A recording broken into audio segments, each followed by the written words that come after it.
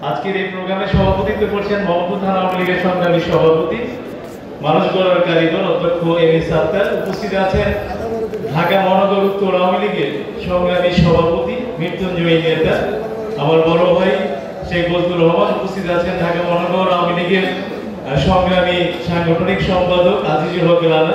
অনুষ্ঠানটি সঞ্চালনা করছেন আমাদের সালাউদ্দিন শামীম ভাই সহ তুহিন, আমাদের ভাতিজা তোফায়েল সিদ্দিক তুহিন, এবং মঞ্চে আরো আছেন আমাদের আওয়ামী লীগের নেতৃবৃন্দ, ওয়ার্ড আওয়ামী লীগের নেতৃবৃন্দ, অঙ্গ সংগঠনের নেতৃবৃন্দ এবং সকল ইউনিটের প্রেসিডেন্ট সেক্রেটারি সহ এবং একদল উদীয়মান নেতা যারা অধীর আগ্রহে অপেক্ষা করে আছেন যে কবে কমিটি হবে। এই কমিটির উদীয়মান অনেক নেতা এখানে বসে আছেন।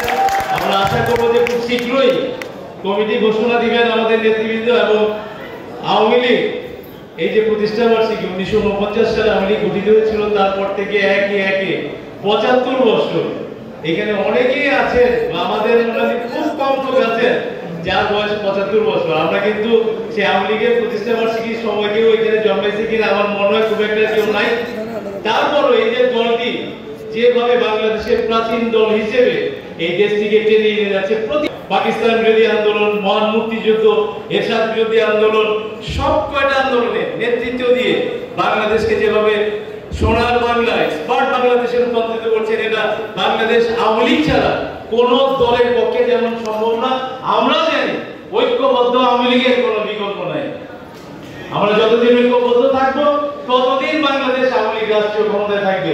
যতদিন জাহাঙ্গীর কবির দানকেরা এই এলাকায় এমপি হিসেবে থাকবে ততদিন এই এলাকার মানুষ নিশ্চিন্তে রাতে ঘুমাবে। আমরা আশা করি কমিটি হবে, সবকিছু হবে, আমাদের ঐক্যবদ্ধ প্রয়োজন। আমরা ঐক্যবদ্ধ থাকবো।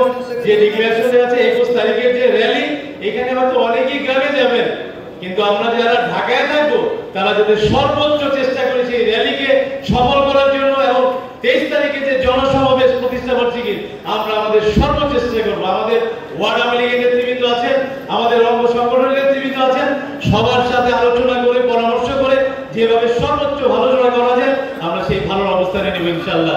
আমাদের সেই অবস্থানে আমরা আশা করি এই ঘরে যারা বসে আছেন আমাদের নেতৃবৃন্দ বিমুখ হবেন না। আমরা মোহাম্মদপুর সবসময় এই 13 আসন ব্যাপকভাবে আয়োজন করি ইনশাআল্লাহ। আগামী 21 তারিখ এবং 23 তারিখে আমরা সেইভাবে প্রস্তুতি নিব। সবাই ভালো থাকবেন, সুস্থ থাকবেন, সবার জন্য অগ্রিম ঈদের শুভেচ্ছা। জয় বাংলা, জয় বাংলা।